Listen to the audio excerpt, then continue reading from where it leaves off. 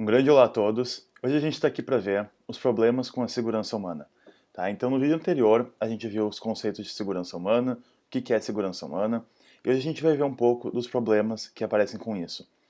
Então, vamos começar aqui com essa questão da prestação de contas. Tá? Então, a gente tem o seguinte: no momento que a gente tem um governo democrático no país, o governo ele presta contas para o cidadão. Né?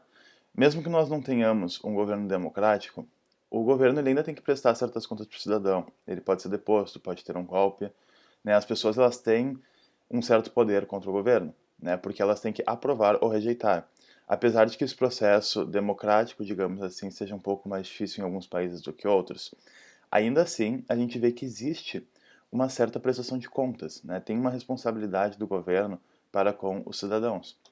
Agora, o problema de segurança humana é o seguinte: se a gente tem uma empresa, uma instituição internacional, que vai num país que principalmente vai ser de terceiro mundo, eles não têm que prestar conta para o indivíduo, porque eles não representam o indivíduo. Eles estão ali meio que tentando fazer um favor para o indivíduo, mas eles se põem no dever de ter responsabilidade com o indivíduo, mas eles não têm que prestar conta, certo? E qual é o problema que acontece aqui? A gente vai ver que os problemas de segurança humana, eles são principalmente em países subdesenvolvidos ou em desenvolvimento. São em países mais pobres. Né? E o que acontece nos países, né, mais ricos é que eles acabam se sentindo então na responsabilidade de tomar conta dos problemas dos países mais pobres.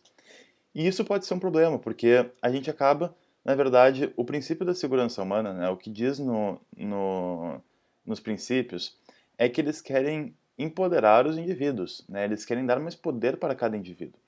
Só que no momento que tu toma, então, o papel de um Estado que está funcionando mal para fazer uma ação de segurança humana num país, uma operação de segurança humana num país, tu acaba, na verdade, sim, pode ser um bom papel, mas também tu acaba tirando essa questão de que os indivíduos eles não mais controlam a organização ou o instituto ou a instituição que está fazendo alguma coisa. Eles não controlam mais esse agente que está, então, dando a segurança. Eles acabam, na verdade, sendo submetidos a ela, né? Então, um dos grandes problemas da segurança humana na prática é que tem que ter uma certa contabilidade, né? Eles têm que ser submetidos, eles têm que representar o povo de uma certa forma. Essa legitimidade, ela não pode ser dada pela comunidade internacional. Não pode. Porque senão, tu acaba tirando o poder da legitimidade, né, de conceder a legitimidade da população que está sendo ajudada, e tu entrega isso para a comunidade internacional. E a gente vê que daí o princípio de segurança humana de empoderar as pessoas acaba, na verdade, realmente tirando o poder das pessoas. Mas isso se tiver realmente na prática uma forma de contabilidade, né, de poder então prestar contas para a população, de ser aprovado ou rejeitado pela população, a gente vê que pode funcionar. Mas a gente tem um outro problema que surge, que é o seguinte: a segurança humana, ela acaba centrando o indivíduo, né, como o principal, então, objeto referente da segurança. E aí a gente vê que, na verdade, como é que funciona isso, né? Porque quando a gente tem uma visão mais tradicional de segurança, a gente tem o Estado como o objeto referente, né? O Estado é essa pessoa, entre aspas, que recebe a segurança. O Estado é quem vai... A segurança nacional é o que importa, né? E a segurança nacional é determinada pelos interesses nacionais. Agora, quais são os interesses do indivíduo que vão realmente ditar a segurança humana? Como é que isso funciona, né? É impossível, é teoreticamente impossível, porque tu não pode, então, fazer como foco da segurança um indivíduo que vai ter percepções de segurança diferentes de outros indivíduos, né? Então, essas percepções de segurança elas vão ser diferentes em diferentes indivíduos, porque todo mundo é diferente. Então, a gente vê que acontece que, na teoria, isso é impossível, né? Na prática, o que a gente pode tentar fazer, a gente acha que o princípio da descentralização, né? Então, quanto mais descentralizado for um governo, quanto mais descentralizado for um órgão, mais ele vai representar a população. Por quê? Primeiro, porque foi eleito pela população. Segundo, porque ele tem mais informação sobre a população, porque eles têm mais informação sobre o que acontece em determinada área. E terceiro, eles vão estar mais perto geograficamente da população. Isso significa que a população pode se rebelar se quiser, e é mais fácil, né, de tirar então esse órgão ou até mesmo essa pessoa de um cargo.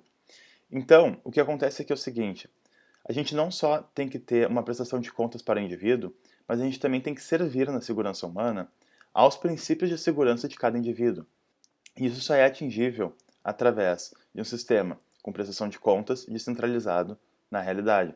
Porque só assim tu vai chegar perto desse conceito de, então, servir ao indivíduo. Né? Porque, claro, existe uma diferença clara entre servir ao indivíduo e servir ao Estado, mas a diferença é que é impossível servir ao indivíduo. Né? É impossível isso. Então, mas o princípio ele parece bom, o princípio ele parece um princípio bom. Só que o problema é que na prática tem que ter muito cuidado com isso. E a gente tem que ver que aqui também entra a questão do interesse das instituições internacionais. As instituições internacionais elas podem ter os seus interesses e dos seus financiadores alinhados com a agenda do indivíduo mais centralizado em uma certa região com problemas, ou pode que não. Então, aí a gente vai surgir esse problema de que por que a instituição ela vai ajudar? Ela vai ajudar realmente porque ela está interessada na segurança humana ou ela vai ajudar porque ela está interessada nos seus propósitos para ajudar, né, para seguir os interesses dos seus financiadores, né? Aqui, se a gente for ver, por exemplo, a questão da floresta amazônica, né, o que teve em 2019 das queimadas, a gente vê o seguinte: a gente tem dois tipos de interesse aqui de segurança humana, tem dois tipos de foco, né, de segurança humana. Primeiro, é o mais claro que é o do meio ambiente, né? Então está queimando, está sendo um problema ambiental, e isso é um problema de segurança humana para o futuro, porque as pessoas querem viver num lugar com uma qualidade melhor de ar, querem viver com a natureza, né? Enfim, toda aquela coisa que a gente sabe. E o segundo problema são as pessoas, né, que não têm dinheiro na região, que botam fogo na floresta para sustentar as suas famílias, né? Então a gente tem ali pessoas que precisam desse tipo de atividade para sustentar suas famílias, né, para ter uma vida um pouco mais digna. E esse é o princípio da segurança humana, né, dar uma vida mais digna para as pessoas. Então aí qual que vai vencer? Vai ser o problema ambiental ou vai ser o problema realmente econômico da região? Bom, a gente vê que se a gente seguir o que eu falei aqui, a gente consegue achar uma proposta aqui na prática que funcione para os dois. Se as instituições internacionais elas realmente estiverem preocupadas, né, em ajudar o cidadão e ajudar o meio ambiente, eles podem simplesmente, né, enviar times aqui fazer uma operação na Amazônia que ajude, né, que seja submetida a prefeituras locais, que seria, ao meu ver, o menor nível de centralização, né, ou seja, que a descentralização está maximizada. E aí a gente vê que a gente consegue então fazer propostas para desenvolver economicamente as pessoas da região, para que elas não tenham que acabar desmatando, né? Mas qual o problema? O problema é que isso é meio utópico, né? É muito difícil. As instituições elas realmente têm que estar com a segurança humana no seu interesse. E a gente sabe que quando é a Amazônia, não é assim, porque a Amazônia é um lugar muito rico, né? Então, o interesse dessas instituições internacionais vai além da segurança humana, né? A segurança humana ela não é esse princípio, esse movedor da ação, né? A gente vê então o que aconteceu em 2019. Né? A gente teve aquele fiasco do Macron, aquele fiasco do G7, né, que acabou não enviando dinheiro para o Brasil porque o Brasil questionou, né, se impôs na soberania sobre a Amazônia, né. Aí a gente vê que começaram a ter vários assuntos sobre sanções econômicas, né, e até ações militares, operações militares na Amazônia, né. A gente começou a ver várias coisas desse tipo e aí a gente vê primeiro os interesses, né, nessa questão de a gente não vai enviar dinheiro se a gente não conversar sobre o futuro da Amazônia, né? A gente vê aí também a questão de tu tá remediando o problema, né? Então, lembrem que na segurança humana a gente tem que prevenir ao invés de remediar. Então, quando tu vai lá e tu trata com, por exemplo, aquelas companhias que monitoram, tu tá tratando com o problema. O que a segurança humana faz? Eles querem acabar com o problema pela raiz. Então, se fizer esse programa realmente, de, cooperar com as prefeituras locais, né, esse tipo de coisa, tu acaba vendo que tu vai acabar com o problema, tu não vai remediar ele, né? O problema simplesmente não vai acontecer mais, teoreticamente. Então, essa é a questão. Só que a gente vê aí que em todas as operações que acontecem na Amazônia, tem um interesse por trás e a segurança humana não é o foco. Eles não estão preocupados com aquelas pessoas que estão botando fogo na Amazônia não porque querem desmatar, mas porque querem achar um sustento próprio.